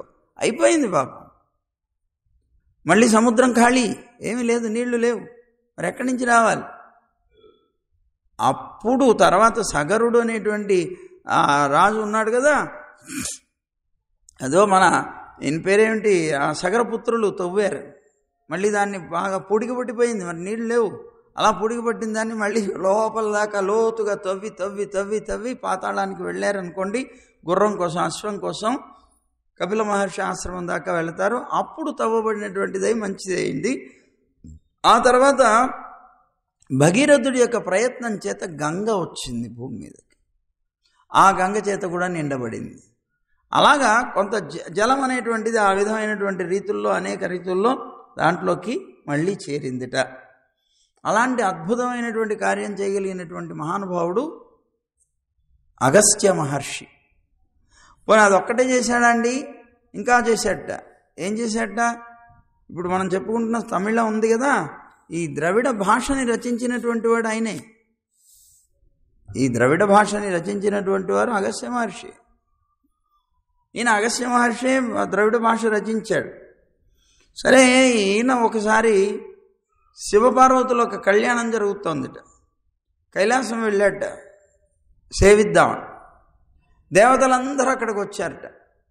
దేవతలందరూ కూడాను అక్కడికి వచ్చేటప్పటికే మరి ఒక భాగంలో అందరూ ఉండిపోతే ఇంకో భాగం అంతా ఖాళీ అయిపోతే మరి ఏమైపోతుంది? బ్యాలెన్స్ తప్పుతుంది కదా. అలా బ్యాలెన్స్ తప్పుతూ ఉన్నటువంటి సమయంలో అయ్యయ్యో అందరం ఇక్కడ ఉండిపోయాం, ఇట్లా మరి ఇప్పుడు ఎట్లాగా అనేటువంటి భావంతో ఆ కైలాసంలో గొడవ పడుతున్నారట అందరూ. మరి అటువైపు ఎలాగ బ్యాలెన్స్ చేయాలి భూమిని? ఆ సమయంలో దేవశిల్పి ఉన్నాడు కదా, ఆ దేవశిల్పి ఈయనకి వెళ్ళి చెవులో దేవతలకి రహస్యం చెప్పాట. ఏం చెప్పాట? ఒక్క వ్యక్తి అటువైపు వెళితే చాలు, బ్యాలెన్స్ అయిపోతుంది అన్నాడు. ఏమిటి, ఇంతమంది ఉంటే ఒక్క వ్యక్తి వెళితే బ్యాలెన్స్ ఎలా అయిపోతుందయ్యా? ఎవరు ఆయన? అదిగో అగస్త్య మహర్షి అన్నాడు. అగస్త్య మహర్షి అటువైపు కనుక వెళ్ళాడు అంటే చాలు, మొత్తం బ్యాలెన్స్ అయిపోతుంది. అప్పుడు వెళ్ళి దేవతలందరూ ఆయన్ని ప్రార్థించారట, మహాప్రభు మీరు దక్షిణాదికి వెళ్ళాలి. ఆ దక్షిణం వైపు కనుక వెళితే ఉత్తరం వైపు ఉన్నటువంటి ఇది బరువు చేత దిగిపోకుండా మీ యొక్క బరువు చేత ఇది సమానమై స్థిరంగా ఉంటుంది అని. అప్పుడు వెంటనే ఈయన అడిగారట, మీకు ఎవరు చెప్పారు ఇది? నేను వెళితే అవుతుందని. నేను శివపార్వతుల కళ్యాణం చూడడానికి వస్తే ఈ కళ్యాణం చూడకుండా నన్ను అటువైపు పంపించాలనేటువంటి దుర్బుద్ధి ఎవరికి కలిగింది? ఎవరు చెప్పారు మీకు అన్నాడు. విశ్వకర్మ చెప్పాడు అన్నట్టు. వెంటనే విశ్వకర్మని శపించాట ఆయన, నువ్వు భ్రష్టుడు అయిపోతావు పో అని, నీకు వైదికమైనటువంటి స్థితి లేకుండా పోతుంది పో అని శపించాడు. వెంటనే విశ్వకర్మ కూడా మళ్ళీ శపించట, నువ్వు రచించినటువంటి ద్రవిడ భాష పిశాచి భాష అయిపోతుంది పో అని శపించాడు. సరే, ఇది ఇలా అవ్వగా అప్పుడు అగస్త్య మహర్షి మరి దేవకార్యం కాదనడానికి లేదు, నెమ్మదిగా లేచి బయలుదేరాడు. దక్షిణాదికి వస్తున్నాడు. ఇలా వస్తూ ఉండగా వింధ్య పర్వతం ఉన్నది, వింధ్యుడు అంటారు కదా, ఆ వింధ్యుడు ఏం చేశాట? ఈయనకి శిష్యుడు ఆయన అగస్త్య మహర్షి. గురువుగారు వస్తున్నారని సాష్టాంగపడ్డాడు. అబ్బో ఈ వింధ్య పర్వతంతో చాలా ఇబ్బందులు పడుతున్నారట. సూర్యుడి యొక్క గమనానికి ఇతను అడ్డొస్తున్నట్ట, బాగా పెరిగిపోతూ ఇబ్బంది పెడుతున్నాడని చాలా ఇబ్బందులు పడుతున్నారు. ఆ విషయం కూడా తెలిసింది ఈయనకి. ఎప్పుడైతే ఈయన వచ్చి సాష్టాంగపడ్డాడో వెంటనే వింధ్య పర్వతుణ్ణి చెప్పాట, ఆజ్ఞ ఇచ్చాట, నేను దక్షిణాదికి వెళుతున్నాను, నేను మళ్ళీ తిరిగి వచ్చేంత మటుకు నువ్వు ఇలాగే ఉండు అన్నాడు. దాంతో వింధ్యుడు అలాగే ఉన్నాడు. ఇప్పటికీ మనం అటువైపు వెళుతూ ఉంటే ఢిల్లీ వైపు వింధ్య పర్వతాలు వస్తాయి చూడండి, చిన్న చిన్నవిగానే ఉంటాయి, మరి విపరీతంగా పెరిగినటువంటివి కావు. అలా వచ్చి ఆయన అలా సాష్టాంగం చేసి ఇప్పటికీ అలాగే ఉన్నట్ట. ఆయన అటువైపు వెళ్ళిపోయాడు అనుకోండి, అలాంటి వాడు అనమాట. అయితే అక్కడికి వెళ్ళిన తర్వాత దక్షిణాదిలో ఆయన తపస్సు చేశాట నారాయణుడి గురించి. చాలా బాధపడ్డట. తను రచించినటువంటి ఈ ద్రవిడ భాష పిశాచి భాష అయిపోయేలాగా అతను శపించాడే అని చాలా బెంగపడ్డట. బెంగపడి నారాయణుడి గురించి తపస్సు చేస్తే నారాయణుడు సాక్షాత్కరిస్తే, ఇదిగోని ఈ భాష పిశాచి భాష అవ్వాలని అతను అన్నారు, దీన్ని పవిత్రం చేయండి అంటే అప్పుడు వారు చెప్పారట, నేను ఈ లోకంలో అవతరించి నువ్వు రచించినటువంటి ఈ భాషలోనే నేను గానం చేస్తాను, తద్వారా తప్పనిసరిగా ఇది పవిత్రం అవుతుంది. అంటే నేను అంటే నా యొక్క అంశాలు, నా సంబంధించినటువంటి పరివారం వాళ్ళందరూ కూడా వాళ్ళే ఆళ్వార్లు. ఆ ఆళ్వార్లందరూ కూడా ఈ భాషలోనే పరమాత్మని కీర్తించారు, తద్వారా ఈ భాష పవిత్రమైందిట. అలా వరాన్ని పొందారన్నమాట. అగస్త్య మహర్షి అలాంటి అద్భుతమైనటువంటి చేష్టలు చేసినటువంటి వాడు కనుక అలాంటి కుంభ సంభవుడైనటువంటి కుంభకరణం అంటే ఆ కుంభాన్ని కరణంగా తీసుకొని వచ్చినటువంటి వాడు, ఒక సాధనంగా తీసుకొని పుట్టినవాడు అన్నమాట. అలాంటి వాడైనటువంటి అగస్త్య మహర్షి ఏ అద్భుతమైనటువంటి కార్యాలు అయితే చేశాడో అలాంటి ఆయన కూడా నీ యొక్క గొప్పతనానికి నీకు ఓడిపోయి నేను ఓడిపోయానమ్మా అని తల ఉంచుకొని వెళ్ళిపోయినట్టున్నాడే అని అంతరార్థంలో, అంటే అంత గొప్పదానివి అన్నమాట. కుంభకరణను తోత్తుమునక్కే పెరుంతు ఇల్తాంతందానో, రావణాసురుడి యొక్క సోదరుడు కనుక అయినట్లయితే అతను తన యొక్క నిద్రనంతటినీ నీకే ఒప్పగించేసి వెళ్ళిపోయినట్టున్నాడు అన్న. ఆత్తవనందలుడయాయి, చాలా గొప్ప నిద్ర కలిగినటువంటి దానా, తేతమాయి వందుతిర అంటే ఆవిడ టక్కన లేచిందిట, లేచి బయలుదేరదాం కదా అనుకుంటోందిట. ఎక్కడో 2 అంతస్తులు మేడలో 2వ అంతస్తులో ఉంది. టక్కన లేచి రాబోతుంటే జాగ్రత్త అన్నట్టు. ఏమిటది అంటే ఆ పడుకున్నటువంటి స్థితి నుంచి ఒక్కసారి అదాటను లేస్తూ ఉంటే వస్త్రాలన్నీ చెదిరిపోయి ఉంటే అలాంటివన్నీ ఉండకుండా జాగ్రత్తగా చేసుకొని రా, సర్దుకొని రా, తేత్తమాయి వందు అంటోందిట. తెలివి తెచ్చుకో, నువ్వు ఎలా ఉన్నావో అలా జాగ్రత్తగా వచ్చి తలుపు తెరువు అని వీళ్ళు పిలుస్తున్నారట. తేత్తమాయి వందు తీరా అన్నారు. అంటే ఇక్కడ ఎలా ఉందిట, మనకి శ్రీరామాయణంలో శ్రీరామచంద్రుడు సుగ్రీవుడితో స్నేహం చేశాడు. ఎందుకు? ఇద్దరికీ కూడాను ఒకే రకమైనటువంటి బాధ. రావణాసురుడు సీతమ్మని తీసుకుని వెళ్ళిపోయాడు, రామచంద్రుడి యొక్క భార్యని. అలాగే ఇక్కడ ఉన్నటువంటి సుగ్రీవుడి యొక్క భార్యని వాలి తీసుకుని వెళ్ళిపోయాడు. కనుక ఇద్దరు కూడా ఒకే రకమైనటువంటి బాధని, దుఃఖాన్ని పొందుతూ ఉన్నారు. ఇద్దరు కూడా స్నేహితులయ్యారు, మిత్రత్వాన్ని స్వీకరించారు. సరే, ఇద్దరు మిత్రులైన తర్వాత వెంటనే సుగ్రీవుడికి చెప్పాడు, నేను వాలిని సంహరిస్తాను, తప్పనిసరిగా నీకున్నటువంటి దుఃఖాన్ని పోగొడతాను, నీ భార్య మళ్ళీ నువ్వు పొందుతావు అని అభయం ఇచ్చాడు. సరే, ఇచ్చిన తర్వాత అతను కూడా ఏదో పరీక్షలు చేశాడు అనుకోండి, మొత్తం మీద ఆ వాలిని సంహరించేశాడు. వాలిని సంహరించిన తర్వాత అతని యొక్క భార్య తార కూడా వచ్చేసింది. అలాగే అతను చెప్పి అంతా ఇచ్చేసిన తర్వాత అన్నాడు, ఇంకా వర్షాకాలం వస్తుంది కదా, 4 మాసాలు కూడాను సుఖాలన్నీ భోగాలన్నీ అనుభవించవయ్యా, వర్షాకాలం వెళ్ళిన తర్వాత అప్పుడు నాకు నువ్వు పనిచేయి. ఎందుకు? నీకు కావలసినటువంటి నీ భార్య నీ దగ్గరికి నేను తెప్పించేశాను, అయిపోయింది. కానీ ఇప్పుడు నా భార్య సీతాదేవి ఉన్నదే, ఆ సీతమ్మని నువ్వు వెతకాలి. వెతికి ఎక్కడుందో కనిపెట్టాలి. కనిపెట్టిన తర్వాత ఆవిడని రక్షించాలి. ముందు అలా కనిపెట్టడానికి నీ దగ్గర వానరసేన ఉంది కదా, ఆ వానరసేనతోటి ఇవి కనిపెట్టే ప్రయత్నం నువ్వు చెయ్యాలి ఇంకా అన్నాడు. అంటే తప్పనిసరిగా చేస్తానన్నాడు. 4 మాసాలు కూడాను అద్భుతంగా సుఖాలన్నీ భోగాలన్నీ అనుభవిస్తున్నాడు. అలా అనుభవిస్తూ ఉన్నప్పుడు అతనికి బాగా మత్తు. ఆ అనుభవంలో పడిపోయినటువంటి తాను రాముడికి ఇచ్చినటువంటి మాట మర్చిపోయాడు బాబు. మర్చిపోయి వర్షాకాలం అయిపోయినా కూడాను ఇంకా మళ్ళీ వచ్చి ఇదిగో నీకు నేను చెప్పినటువంటి మాటను తీర్చుకుంటున్నానని ముందుకు వచ్చి చేయటం లేదు.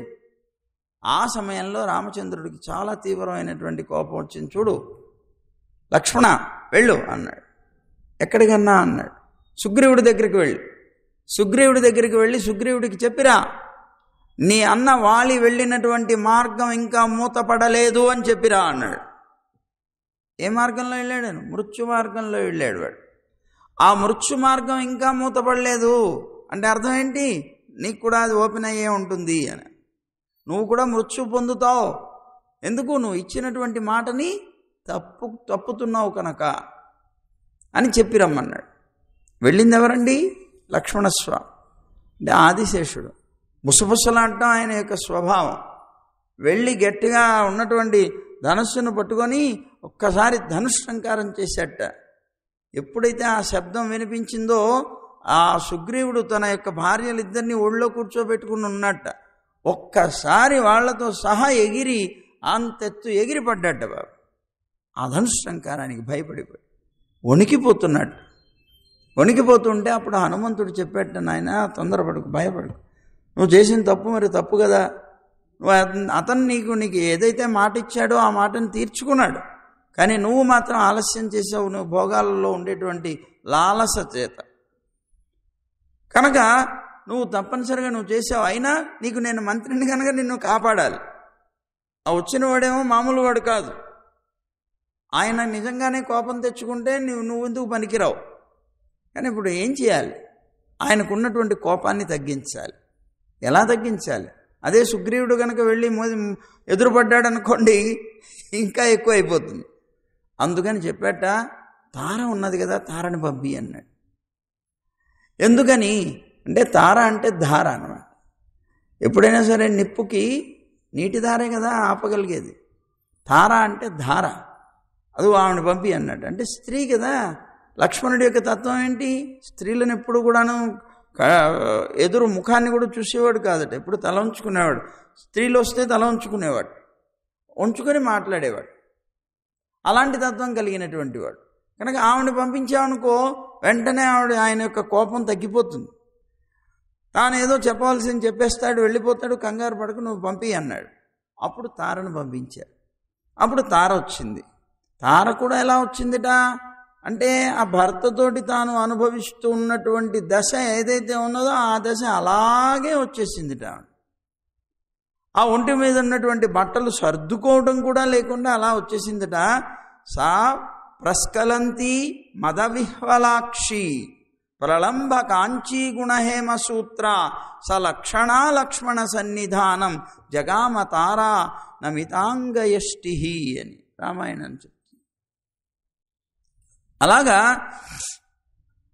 ఆ మాల్యవంత పర్వతంలో ఈ విధమైనటువంటి రీతిలో ఆమె తన యొక్క వస్త్రాల్ని కూడా సరిచేసుకోకుండా, ఆ చెంగు కూడా సర్దుకోకుండా, ఆ ఉన్నటువంటి బంగారపు వడ్డానాలని కూడా జారిపోతూ ఉన్నా ఎలా ఉన్నదో అలాగే వస్తే ఆ ఉన్నటువంటి రీతిని చూసి ఇతను భయపడిపోయాడు లక్ష్మణుడు. వెంటనే తలకాయ దించేసుకున్నాడు. స్వామి లక్ష్మణ ఏమిటి వచ్చారన్నది బాబు. ఏం లేదు, మా అన్నగారు చెప్పారు, ఆ సుగ్రీవుడు చెప్పిన మాటని సరిగా ఉంచుకోవట్లేదు కదా, వాలి వెళ్ళినటువంటి మార్గం మూతపడలేదని చెప్పమన్నాడు, నేను వెళ్ళొస్తానన్నట్టు వెళ్ళిపోయాడు బాబు.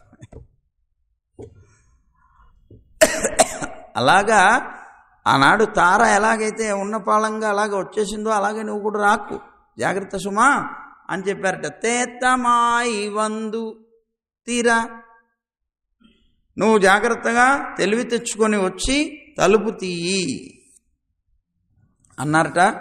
ఆ లోపల ఉన్నటువంటి గోపిక కూడా అలాగే వచ్చి తలుపు తీసిందిట.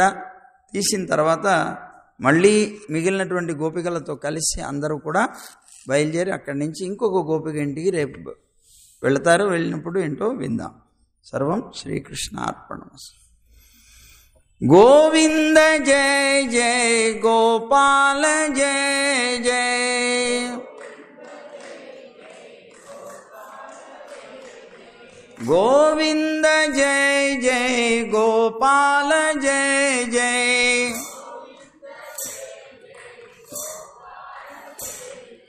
రాధారమణ హరి గోవింద జయ జయ.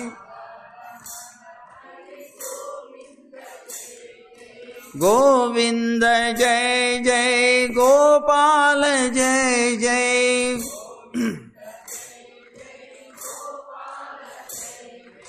రాధారమణ హరి గోవింద జయ జయ. గోదారమణ హరి గోపాల జయ జయ.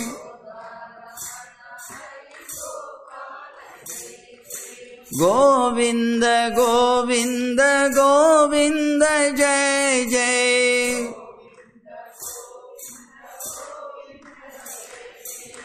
గోపాల గోపాల గోపాల జయ జయ.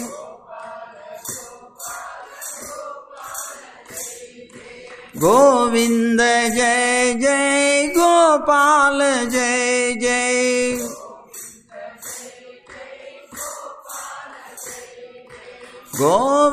గోవర్ధనోద్ధార గోవింద జయ జయ.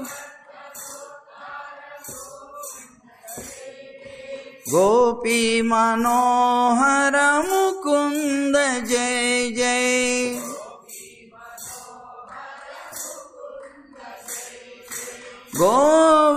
గోవర్ధనోద్ధార గోవింద జయ జయ.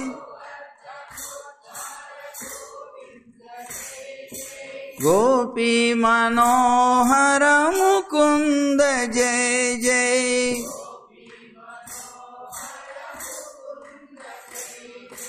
గోవింద జయ జయ గోపాల జయ జయ.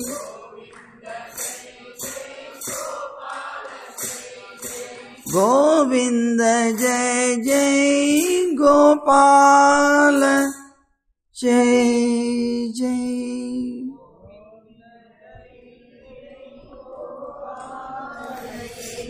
జై గోవింద జై జై గోవింద జై జై జై గోవింద.